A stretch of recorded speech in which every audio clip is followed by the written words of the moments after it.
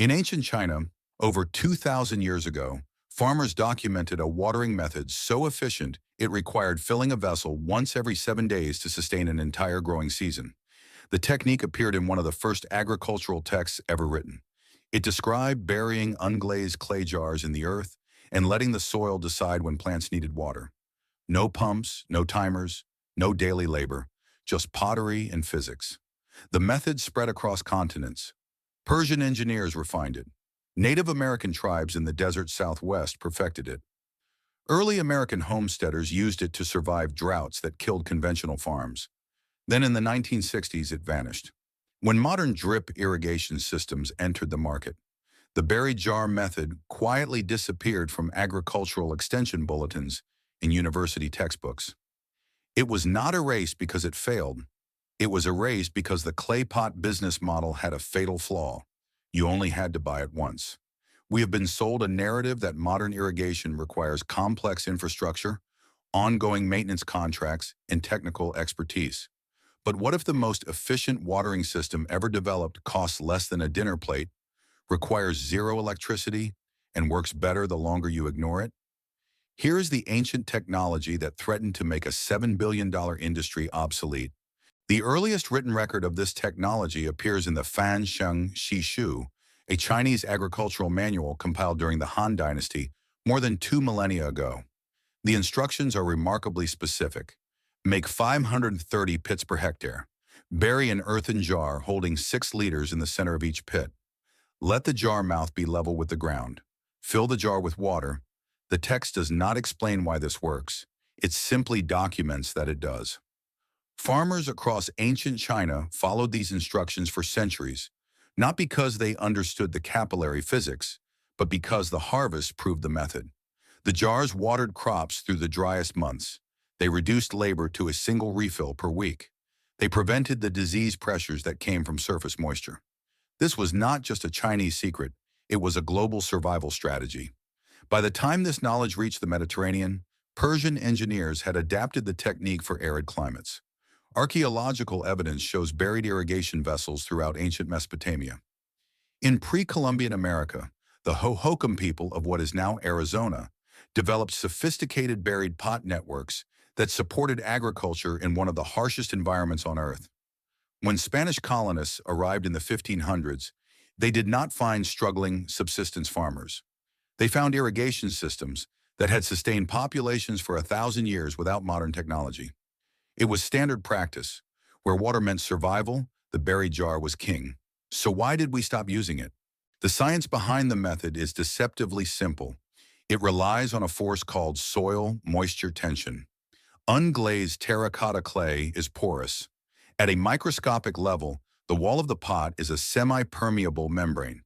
When you bury it and fill it with water, you create a hydraulic system that operates on demand. Here is the critical mechanism. When the soil around the jar is dry, moisture tension increases. That pressure pulls water through the clay walls. But as the soil becomes saturated, the tension decreases. The seepage slows down. When the ground is fully wet from rain, the seepage stops completely. The system is self-regulating. It responds to actual plant need, not human guesswork or a pre-programmed timer. Plant roots figure this out quickly. If you dig up a buried jar after a growing season, you will find a dense mat of roots wrapping around the clay surface. The plants are not passively receiving irrigation. They are actively drawing it out through root pressure. It is the only irrigation system in the world that adapts to weather, crop size, and time of day without a single microchip. The efficiency of this low-tech solution is staggering. Research by David Bainbridge at the University of California, Riverside, quantified what farmers had known for millennia. Buried clay pot irrigation achieves water use efficiency between 50 and 70% better than traditional surface watering. The University of Arizona confirmed these findings in controlled trials. In sandy soils with high drainage, water savings reach 70% compared to surface irrigation. Because the water is released below the surface, evaporation loss is zero and runoff is zero. But the most surprising data comes from a study in India measuring weed pressure. Weeds need surface water to germinate. In fields using surface irrigation, researchers measured 465 kilonewtons of weed biomass per hectare. In the buried pot plots, only 62 kilos. Surface watering feeds weeds.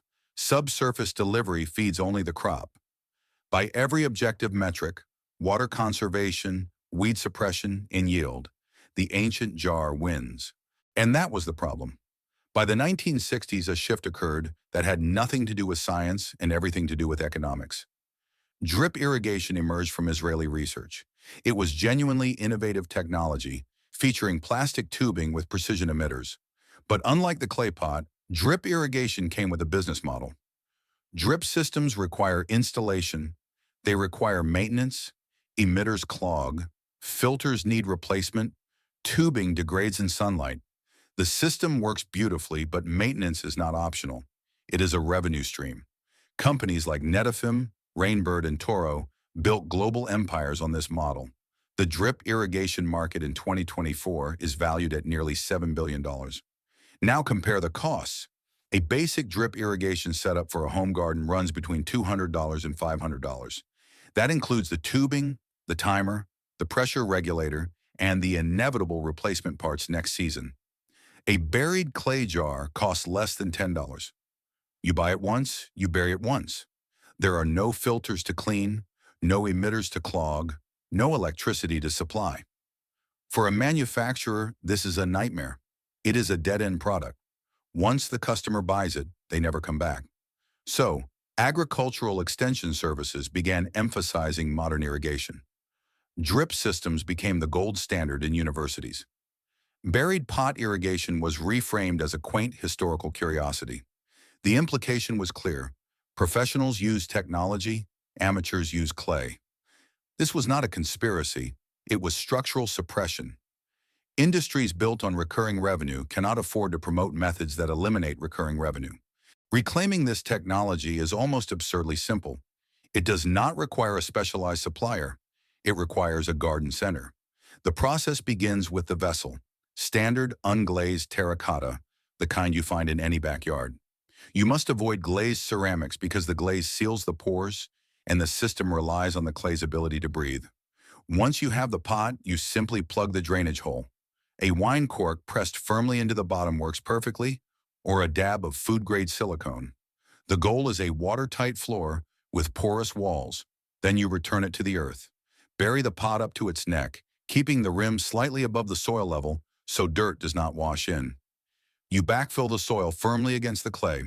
That contact is critical for the tension to work. Finally, cover the opening with a matching saucer or a flat stone to stop evaporation. What you have just built is a sensor-based irrigation system that runs on 0 volts. Fill it with water, plant your crops around the perimeter, and walk away. A 1-liter pot will water a 2-foot circle.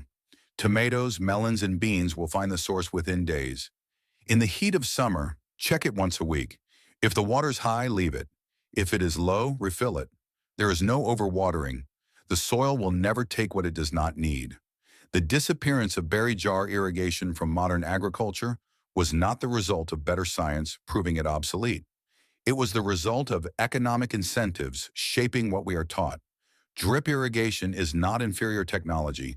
It is necessary for industrial monocultures where scale matters more than simplicity.